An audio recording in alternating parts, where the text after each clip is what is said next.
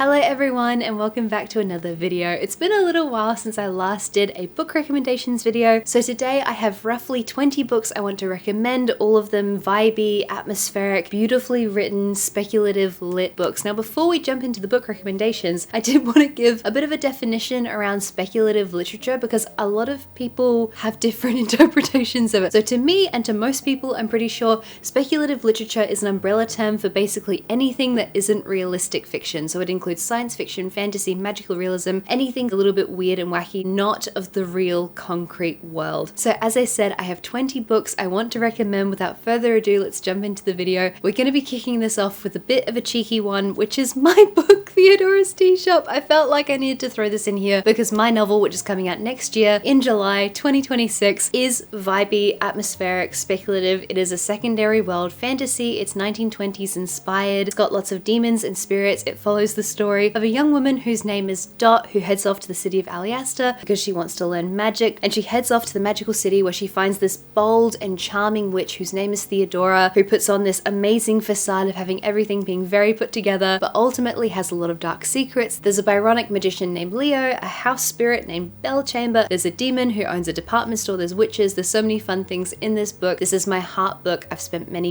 years writing it. I am so incredibly proud of this book. If you want to pre-order it, there's a link in the description down below. Pre-orders really help authors, so if you want to do that, that would be amazing. You can also add it on Goodreads or Storygraph. Okay, my plugging of my book is done. On to the rest of the books on this list with which I have no affiliation. Mexican Gothic by Silvia Moreno Garcia. I love this book. I love the way that this novel plays with Gothic tropes. It very much feels like it's in conversation with novels like Jane Eyre by Charlotte Bronte. This is the story of a young woman whose name is Noemi, who receives a letter from her cousin who is recently married. Noemi ends up going off to this creepy house in the countryside because she knows something is desperately wrong in the marriage. She finds out about the dark history of the family. This book was just so weird and cool and strange, and there's a couple of scenes in here that kind of made my skin crawl just a little bit. Like, it was just ever so slightly uncomfortable enough without it really being creepy or really being too much. I loved this book. It was so much fun to read. Next book is Nights at the Circus by Angela Carter. This is probably my second favorite Carter novel behind The Magic Toy Shop, but The Magic Toy Shop isn't truly speculative. It's just that it is gothic, but it's not speculative. This, however, is speculative. It's about a young woman whose name is Feathers, like with two V's, who is born with wings growing out of her back, and she ends up being an aerialist. She runs off to join the circus. At the beginning of the story, she's being interviewed by this writer who's asking about her life, and she's kind of a showgirl,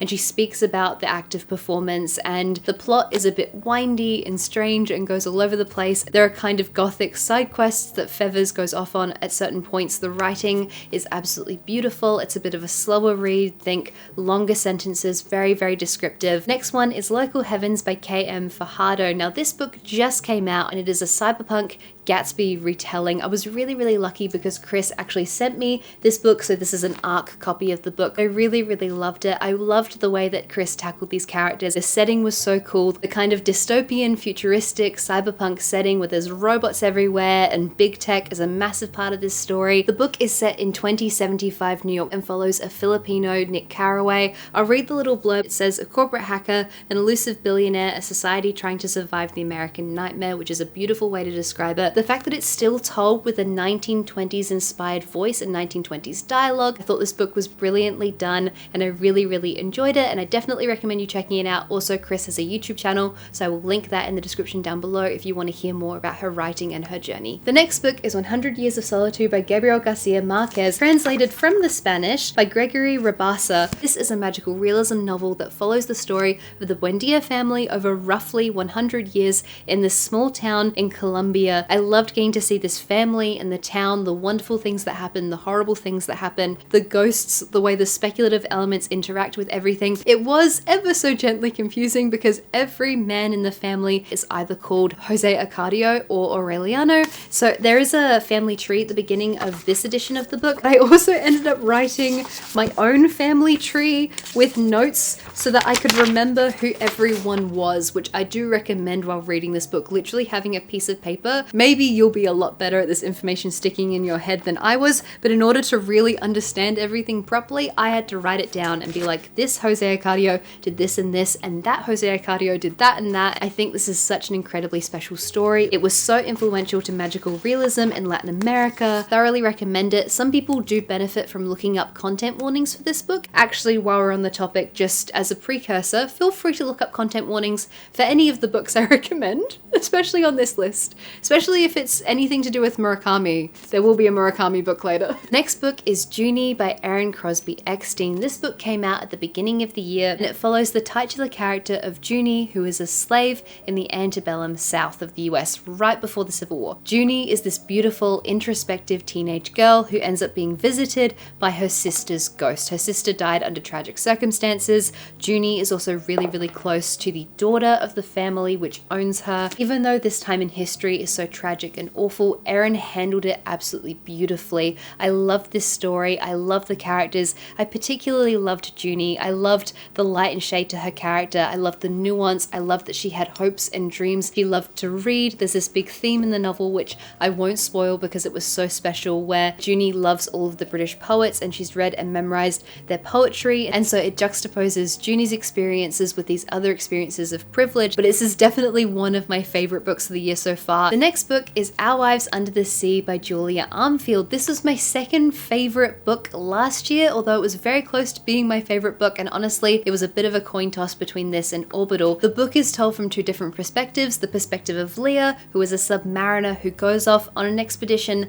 underneath the sea, and the perspective of Miri, who's kind of dealing with the aftermath of this trip that Leah went on. And so we have these two oscillating perspectives and timelines of as the expedition is happening and also the outcomes of that expedition all at the same time. There's a really, really cool mystery here. I just think this was so beautifully done, and I really love the anecdotes, particularly from Miri, as Miri's exploring how they met, how they fell in love, the beauty of their story against the backdrop of all of the weird stuff that's going on. This book is so cool. I adored it. Strange Beasts of China by Yang Gi, translated from the Mandarin by Jeremy Tiang. If you'll remember, this was my favorite book, not of last year, but of the year before. So basically in this video, we're just doing a recap of my favorite books of years past. I adore this book. Now, obviously I adore every book on this list, but this one is particularly cool. It's set in the city of Yong'an, and it follows an amateur cryptozoologist turned writer, basically. So she was studying to be a cryptozoologist, and then she becomes a writer, and it's a point of shame that being a writer is not as good of an occupation as being a scientist, basically, in this world in which there are many different kinds of strange beasts. And so each chapter of this book explores a different beast. They're all humanoid. They all have different appearances and different lore, like some have webbed hands and some have jagged ears and some can't cry. I do think this is a story you need to read slowly. I think if you tried to read this too quickly, you would miss a lot of the subtext, and a lot of the reveals in the plot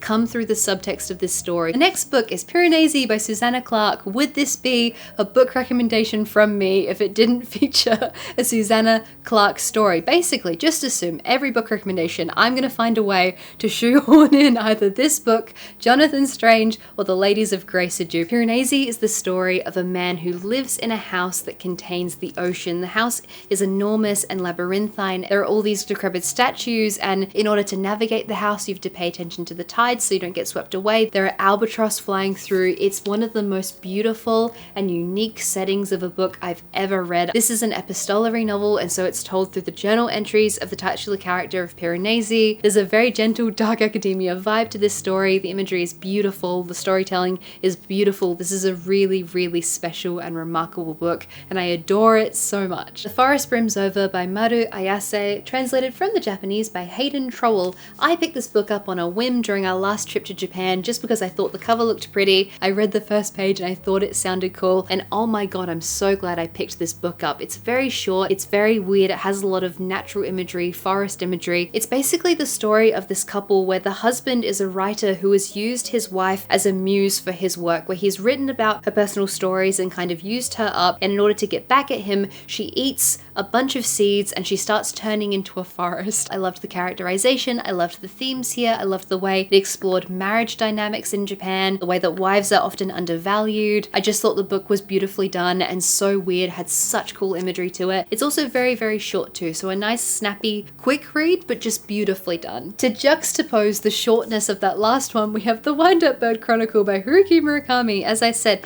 if you want content warnings, please for the love of God look them up before you read this book. This is, as I've said many times, the most traumatized I've ever been by reading a book, and I adored this book. It was so good, aside from just that one bit that I never want to read again. I read this book the month we moved to Japan. We moved to Japan during the summertime. We're living in Tokyo. So the Wind-Up Bird Chronicle follows the story of Toru Okada, whose cat goes missing and then his wife goes missing. And so he goes on a journey to find them both during the summer in Tokyo. Expect all of the usual Murakami things: precocious teenage girls, dream sequences, lots of cats, jazz bars. The setting and the imagery here is so incredibly atmospheric, and it really beautifully captures the suffocating feeling of summer in Tokyo. Cicadas, the greenery, the air, the humidity, the thickness of it all. It's so beautifully done. As I said, I read this the month I moved to Japan. It was so disturbing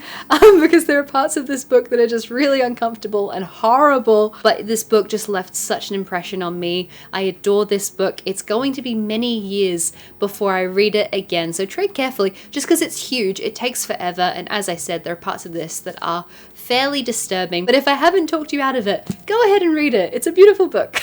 This next one is less of a novel and more of a poem, and it's Goblin Market by Christina Rossetti. I read this, I think, maybe 2 years ago, and then I became obsessed with Christina Rossetti. I love this poem. The artwork is so incredibly beautiful. I would love to get a print of this. Morning and evening, mates heard the goblin cry, "Come buy our orchard fruits, come buy, come buy. Apples and quinces, lemons and oranges, plump unpicked cherries, melons and raspberries." It goes on, but basically the story of the poem follows these two sisters who go to the Goblin Market and then they leave, and then one sister becomes seduced by the Goblin Market, and then the other sister is trying to save her from the Goblin Market. There's a lot of religious allegory here that you can examine. It's now one of my favorite poems ever. It's so beautiful. I love this little edition of poems by Christina Rossetti, and I just think it's very, very cool. Orlando by Virginia Woolf. I recommend this book so much. It blew me away the first time I read it, and I absolutely adore this story. This is another story set over a very long time period. Basically, we start with Orlando as a man in the Elizabethan period, and then it follows their life over the course of hundreds of years. Orlando becomes a woman. A beautiful story. It's so brilliantly told. The writing is, of course, amazing. It's Virginia Woolf. This book was so incredibly ahead of its time in terms of how it examined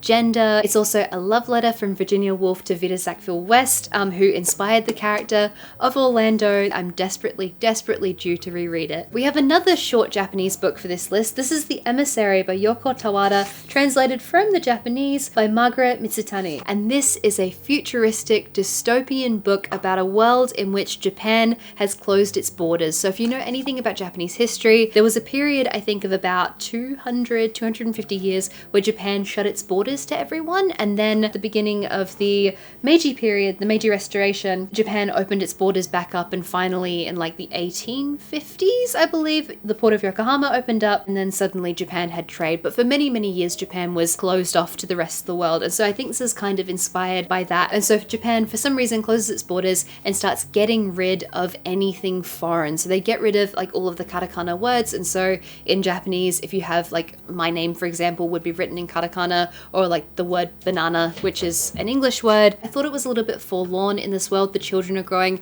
increasingly weak. We have this child whose name is Mume, and he's been looked after by his grandfather, who's very worried about him. So I did find this one a little bit forlorn, but the blurb disagrees with me. The blurb thinks it's lighthearted, so I do recommend it. Give it a go, see what you think of it. The next book is a sci-fi classic, and it's Do Androids Dream of Electric Sheep. I finally read this book a few years ago, and then after that I finally went and watched the film Blade Runner. They are nothing alike. They are absolutely nothing alike. There's a loose resemblance to the plot, but there are so many things that I love so much more about the original book. I cannot believe this book was written in the 1960s. It feels like such a modern critique on capitalism and technology. I think the book is really, really beautifully done. I think it's so cool. I think the world building is very cool. Please don't chew my buttons, Mabel. The next one is The Grace Keepers by Kirsty Logan, which is a really cool speculative novel, which is about a circus and a world which is flooded. We go between North, who is a performer on a circus boat who has a pet bear,